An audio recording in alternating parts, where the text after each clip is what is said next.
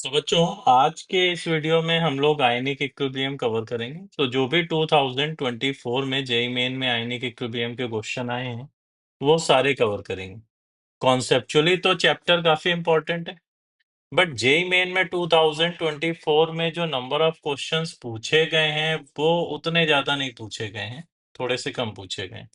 लेकिन इसका कॉन्सेप्ट जो है वो कई अलग अलग चैप्टर्स में यूज में आता है। इनऑर्गेनिक में भी यूज में आएगा, और इलेक्ट्रोकेमिस्ट्री के भी कई क्वेश्चंस में आयनिक इन्वॉल्व होता है, तो मिक्स करके भी कई बार आ जाते हैं क्वेश्चन। तो देखते हैं वन बाय वन।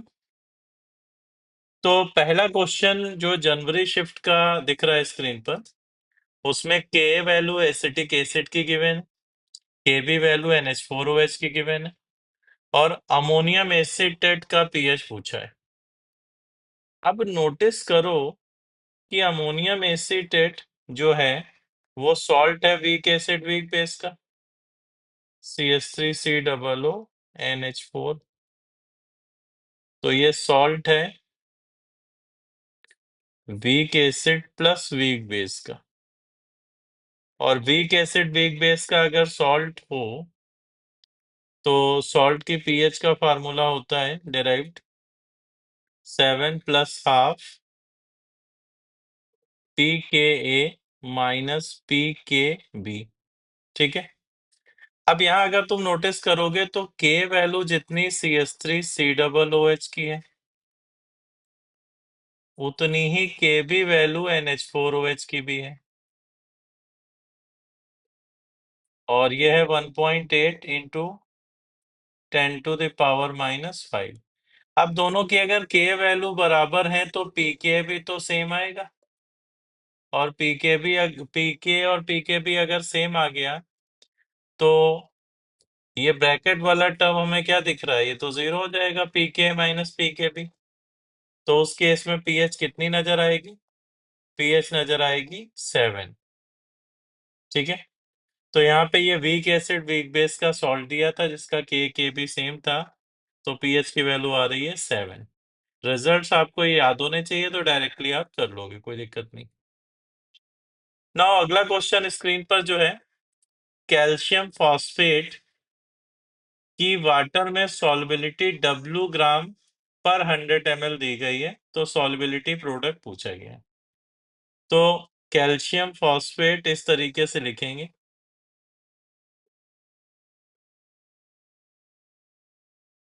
ठीक है।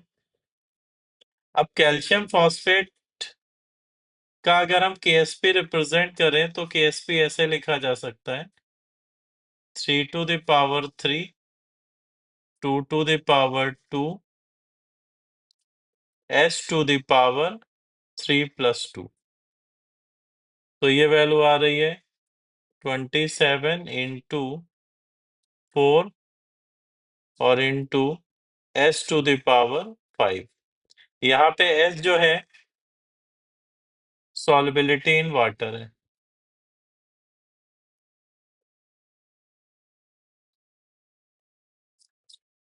सॉल्युबिलिटी इन वाटर, और यूनिट इसकी होती है मोल पर लीटर। इसका मतलब अगर हमें ये सॉल्युबिलिटी चाहिए तो ये सॉल्युबिलिटी लेके फिर हम कैलकुलेशन आगे कर सकते हैं। तो ये सॉल्युबिलिटी अगर देखोगे तो S की वैल्यू निकालनी है मोल पर लीटर में, तो W ग्राम पर 100 ml है, तो मोल्स कितने होंगे कैल्शियम फॉस्फेट के, W/m, और divided by volume of solution in litre, तो 100 ml है तो 0.1 लीटर। तो ये वैल्यू 10 W/m हमें दिखेगी मोल पर लीटर में। अब ये वैल्यू अगर इस इक्वेशन में डाल दें तो हमारा आंसर आ जाएगा। तो 27 इंटू 4 ये हो जाएगा 108, और into 10 W/m to the power 5। ठीक है। तो W/m को तो अंदर ही रखते हैं, 10 बाहर निकाल लेते हैं, तो 10⁻5 का टर्म भी हमारे दिखेगा। तो ये वैल्यू 108 इंटू 10⁻5 इंटू W/m ये हमें दिख रही है। अगर 108 को लगभग 100 भी एज्यूम कर लें तो अप्रोक्सीमेट ये वैल्यू 10⁻7 इंटू W/m है, अप्रोक्सीमेट। अब 10⁻7 इंटू W/m⁵ ये कोई दिख रहा है आंसर? तो ये हमें ऑप्शन 2 नजर आ रहा है, तो ऑप्शन 2 हमारा करेक्ट आंसर होगा। क्लियर है पॉइंट? तो इस तरीके से अप्रोक्स निकाल सकते हैं कि है वैल्यू।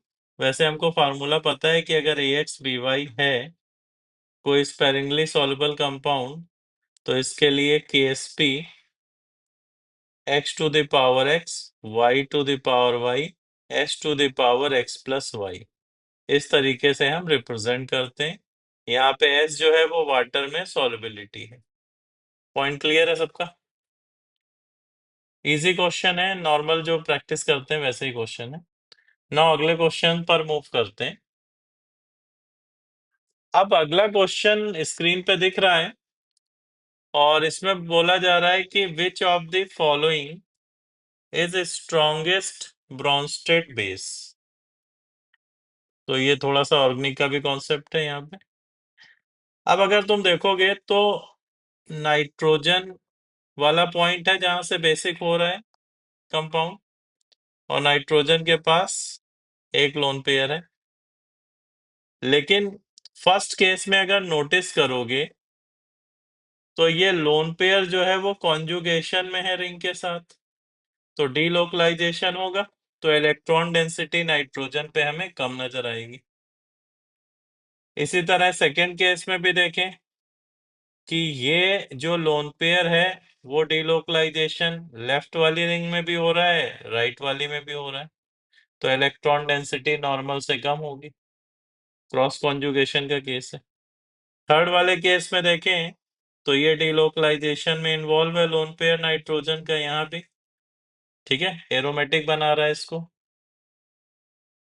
और फोर्थ में देखें तो lone pair as it is है, कोई डीलोकलाइजेशन नहीं हो रहा। तो हाईएस्ट अगर इलेक्ट्रॉन डेंसिटी देखेंगे तो हमें फोर्थ केस में मिलेगी, ठीक है, मैक्सिमम इलेक्ट्रॉन डेंसिटी। अब मैक्सिमम इलेक्ट्रॉन डेंसिटी अगर फोर्थ केस में मिल रही है तो सबसे स्ट्रॉन्गेस्ट जो ब्रोंस्टेड बेस होगा गिवन बेसिस में यही दिखेगा हमें। पॉइंट क्लियर है? अगर मान लो इसकी रिएक्शन शो भी करोगे वाटर में तो मैं लिख के बता देता हूँ, इस तरीके से शो कर सकते हैं।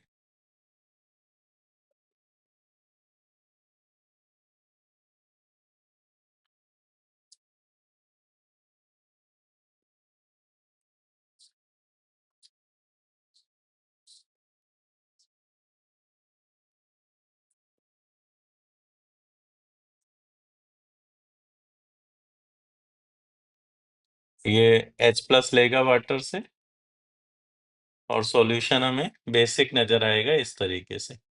तो इस रिएक्शन के कांस्टेंट को हम Kb से रिप्रेजेंट करेंगे। This is ionisation constant of this base. तो करेक्ट आंसर अपना आ रहा है इस केस में फोर्थ वन, नॉर्मल क्वेश्चन। अगला क्वेश्चन जनवरी शिफ्ट में ही है स्क्रीन पर, और इसमें हमको दो स्टेटमेंट्स दिए हैं और हमें चेक करना है इन स्टेटमेंट्स के बारे में कौन सा करेक्ट इनकरेक्ट है। तो पहला स्टेटमेंट है कि aqueous solution of ammonium carbonate is basic. अब भाई अमोनियम कार्बोनेट अगर देखोगे तो दो चीजें हैं, फॉर्मूला ऐसे लिखेंगे NH4 होल ट्वाइस CO3 - 2। अब इसमें दो पार्ट हैं, एक पार्ट है अमोनियम वाला जिसकी वजह से ये एसिडिक होगा, और दूसरा पार्ट है कार्बोनेट वाला जिसकी वजह से ये बेसिक होगा। मैं तुमको रफ आइडिया दे रहा हूँ, ध्यान सुनना। अमोनियम आयन जो है वो किसका कॉन्जुगेट पार्ट है, एक तरीके से अमोनियम हाइड्रोक्साइड से बनता है। तो अमोनियम हाइड्रोक्साइड का Kb वैल्यू 10⁻⁻5 की रेंज में होता है। तो अमोनियम आयन का अगर के वैल्यू देखोगे तो अप्रोक्स लिख रहा हूं मैं, ये 10⁻⁻⁹ की रेंज का होगा। अमोनियम आयन का के वैल्यू अप्रोक्स 10⁻⁹ की रेंज का। अब बात करते हैं कार्बोनेट। कार्बोनेट बना है कार्बोनिक एसिड से। कार्बोनिक एसिड का फर्स्ट एंड सेकेंड एच निकलने के कांस्टेंट लगभग 10⁻⁻⁵ और 10⁻⁹ की रेंज का होता है, लगभग आइडिया दे रहा हूं। तो ये अप्रोक्स एक तरीके से देखो तो इसका केबी वैल्यू लगभग 10⁻⁻⁴ -5 की रेंज का होगा। अब एक पार्ट एसिड का काम कर रहा है, एक बेस का काम कर रहा है। तो जो एसिड का काम कर रहा है उसका के वैल्यू ये है, और जो बेस का काम कर रहा है उसका केबी वैल्यू ये है। तो किसका बड़ा वैल्यू है? बेस वाले का केबी वैल्यू बड़ा है ना, और बड़ा है तो इसका मतलब ये सॉल्ट काम करेगा, बेसिक नेचर दिखाएगा सॉल्यूशन का, पीएच की वैल्यू इंक्रीज करेगा। तो पहला स्टेटमेंट अगर चेक किया जाए तो this is correct statement. Now second one. Second में बोल रहे हैं कि acidic basic nature of salt solution of weak acid weak base, इसका जो सॉल्ट होता है depending upon K and K B value of acid and base forming it. बिल्कुल सही है कि भाई देखो, इसको फॉर्म करने वाला जो बेस था उसका जो के बी वैल्यू था उस पर ही तो डिपेंड कर रहा है ये के वैल्यू। ये के बी वैल्यू जितना बड़ा होगा इस कॉन्जुगेट पार्ट का के उतना छोटा होगा। ठीक है ना। सिमिलरली यहां देखें, इसका कॉन्जुगेट हो गया बाई कार्बोनेट आयन HCO3, तो उसका के वैल्यू जितना बड़ा होगा ये वैल्यू उतना छोटा होगा। तो कुल मिला के जिन एसिड बेस से बन रहा है सॉल्ट उनके के बी वैल्यू पर डिपेंड करता है इस सॉल्ट में प्रेजेंट आयंस का जो वैल्यू है आयनाइजेशन कांस्टेंट का, और वो मिलके डिसाइड करते हैं कि नेचर कैसा होगा।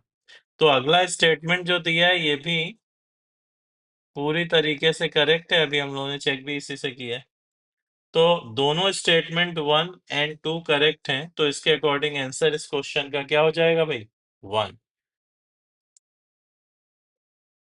नाउ अगले क्वेश्चन पर आते हैं, ये भी जनवरी शिफ्ट का ही है।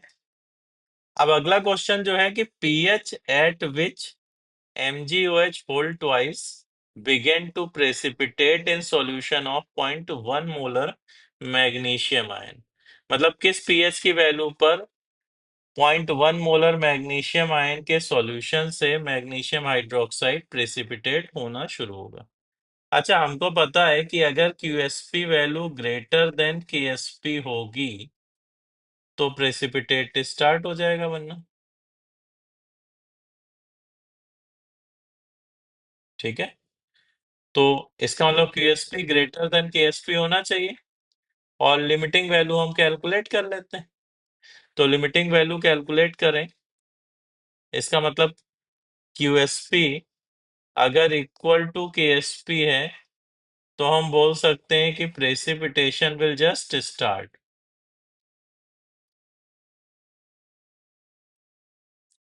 Precipitation will just start. ठीक, तो नो चेक करते हैं। अब QSP को हम ऐसे लिख सकते हैं,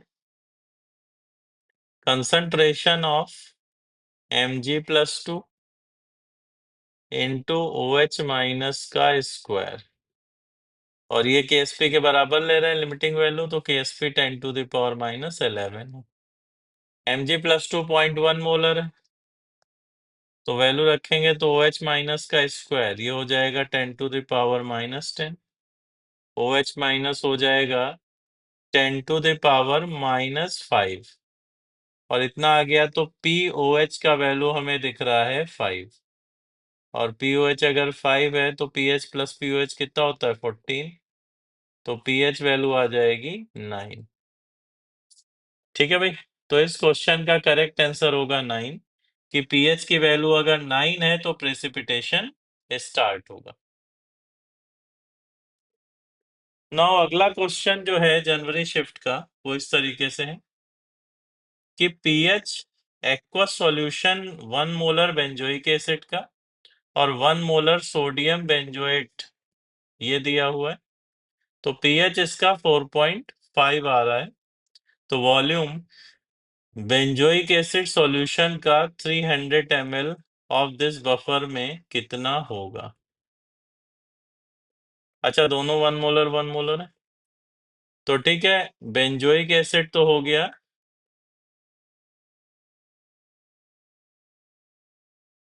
this one, and sodium benzoate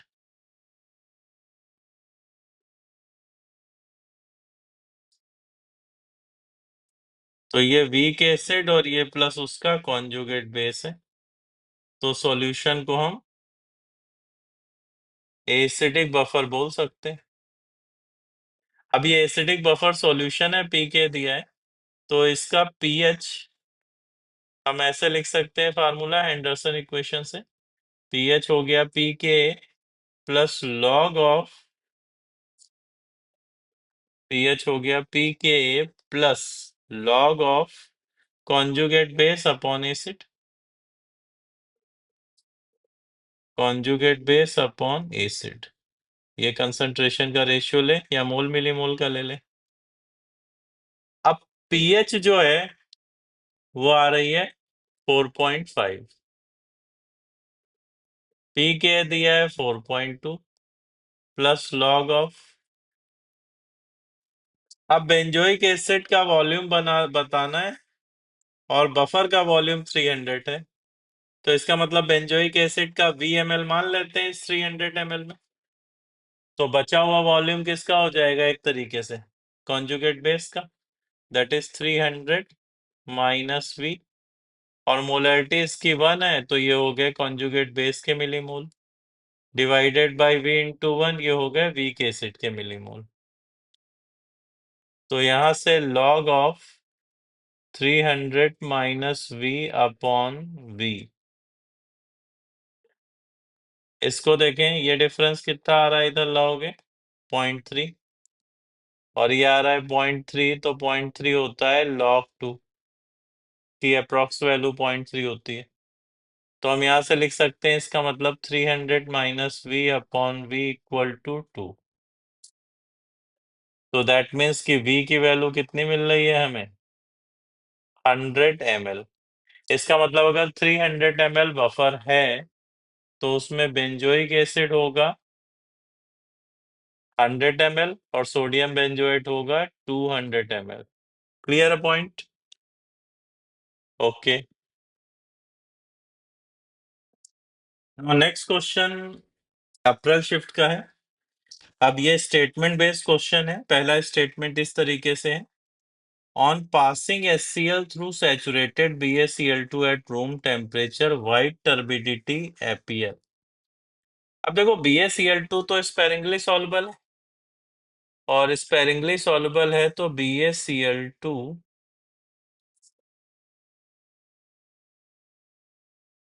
के सैचुरेटेड सॉल्यूशन में BaCl2 सॉलिड दिखेगा, साथ में Ba+2 and Cl minus ions भी नजर आएंगे, सो दैट कि आयंस का प्रोडक्ट जो है वो KSP के बराबर हो। तो अभी सॉल्यूशन है सैचुरेटेड। अब मान लो कि इसमें HCl डालते हो, तो एडिशन ऑफ HCl क्या करेगा?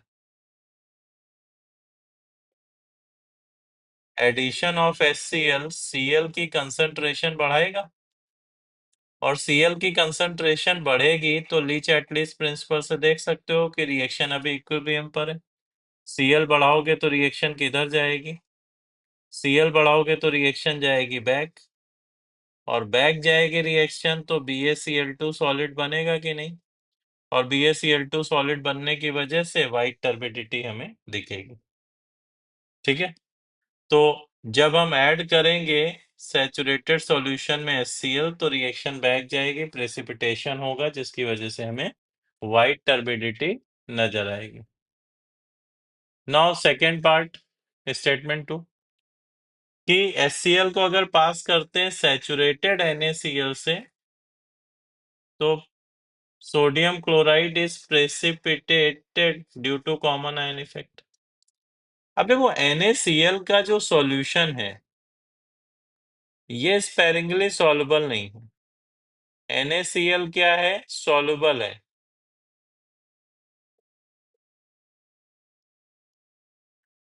और सॉल्युबल है तो यहाँ कोई इक्विलिब्रियम मेंटेन नहीं है NaCl के Na+Cl- के साथ। जब उसको डिसॉल्व करोगे तो कंप्लीटली आयनाइज फॉर्म में दिखेगा। तो इसलिए तुम अगर Cl की कंसंट्रेशन बढ़ा भी देते हो HCl ऐड करके तो कोई चेंज नहीं आएगा, वैसा ही रहेगा सब कुछ। तो हमें दिख रहा है कि पहला स्टेटमेंट तो करेक्ट है, सेकंड वाला इनकरेक्ट है। तो आंसर इस क्वेश्चन का हो जाएगा 2। भाई जहां सिस्टम इक्विलिब्रियम में होगा वहां कॉमन आयन इफेक्ट अगर लगाओगे तो इक्विलिब्रियम इफेक्ट होगी। अब NaCl तो क्या सॉल्युबल कंपाउंड है, तो जब डिसॉल्व करते हो तो पूरा डिसॉल्व ही हो जाता है, तो कोई दिक्कत नहीं। ना अगला क्वेश्चन अप्रैल शिफ्ट का स्टेटमेंट वाला ही है ये भी। पहला स्टेटमेंट है कि buffer solution is the mixture of salt and an acid और base mixed in any proportion. ठीक है भाई, सॉल्ट को हम मान के चल रहे हैं कि ये एसिड के रिस्पेक्ट में कॉन्जुगेट बेस या बेस के रिस्पेक्ट में कॉन्जुगेट एसिड का बिहेवियर देगा, लेकिन एनी पर्टिकुलर क्वांटिटी तो ये तो रॉन्ग है। तुम्हें पता है कि कॉन्जुगेट बेस और वीक एसिड का जो रेशियो होता है वो रेशियो 1/10 से 10 की रेंज में होगा। अगर ये मोल रेशियो, तभी सॉल्यूशन बफर की तरह एक्ट करेगा, अदरवाइज इसकी बफर कैपेसिटी 0 होगी, ये पीएच चेंज को रजिस्ट नहीं कर पाएगा। तो पहला स्टेटमेंट है रॉन्ग।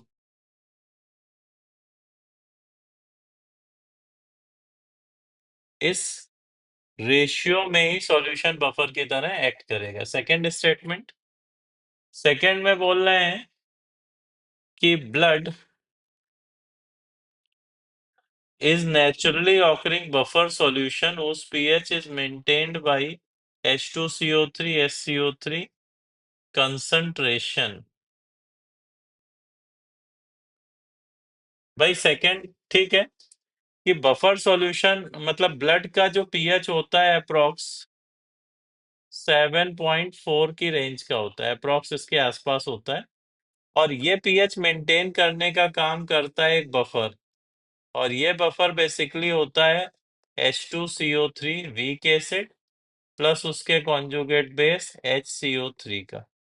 इनका बफर सॉल्यूशन में एक्ट करता है, जो ब्लड के पीएच को चेंज को रजिस्ट करता है और मेंटेन करता है पीएच 7.4। क्योंकि अगर ब्लड का पीएच थोड़ा भी ऊपर नीचे हुआ तो कई सारी एक्टिविटी जो एंजाइम्स वगैरह की होती हैं ब्लड के अंदर वो काफी तेजी से अफेक्ट होती हैं, और उससे मतलब काफी नेगेटिव रिजल्ट उसके नजर आते हैं। तो सेकंड स्टेटमेंट करेक्ट है। तो first wrong and second statement correct, तो अपने को आंसर मिल रहा है 3।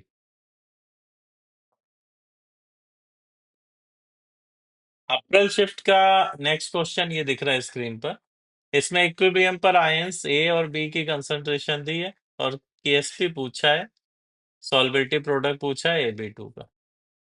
तो Ab2 के लिए केएसपी हम ऐसे लिख सकते हैं, concentration of A +2 into B minus का स्क्वायर।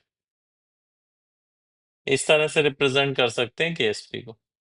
अब इस तरीके से रिप्रेजेंट कर रहे हैं तो केएसपी कंसंट्रेशन ए हो जाएगी 1.2 इंटू 10⁻⁻⁴, और ये हो जाएगा बी 0.24 इंटू 10⁻⁻³ का स्क्वायर।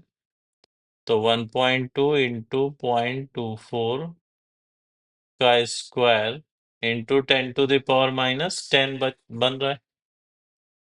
तो एक काम करते हैं, ऐसे लिखते हैं 120 इंटू 0.24 का स्क्वायर इंटू 10⁻12। 0.24 लगभग 1/4 4 के आसपास बोल सकते हो। ठीक है। और 1/4 तो 1/16, तो 120/16 के क्लोज वाला पार्ट होगा आंसर का। 120/16 लगभग 7.5 आता है, तो इसके क्लोज देखो दिख रहा है 1। तो ये कैलकुलेट होके तुम्हारा आ जाएगा 6.91 into 10⁻⁻12। This is value of KSP। तो आंसर हुआ हमारा 1। ठीक है बच्चों। तो ये जेई मेन के आयनिक इक्विलिब्रियम में जो 24 में आए हुए क्वेश्चन है, वो सारे क्वेश्चंस यहाँ पे कवर हो गए। 24 में कम क्वेश्चन ही आए हैं। मतलब अगर देखें तो टोटल 6 क्वेश्चन पहली शिफ्ट में, मतलब अप्रैल जनवरी में, और 3 क्वेश्चन अप्रैल शिफ्ट में आए हैं। ठीक है। बट चैप्टर काफी इंपॉर्टेंट है एडवांस के पॉइंट ऑफ व्यू से भी, एज वेल एज अदर जो चैप्टर्स हैं उसमें कॉन्सेप्चुअली इन्वॉल्व होता है आयनिक इक्विलिब्रियम। तो इसको पढ़ना बहुत ध्यान से। ठीक है बच्चों। Okay bye, thank you.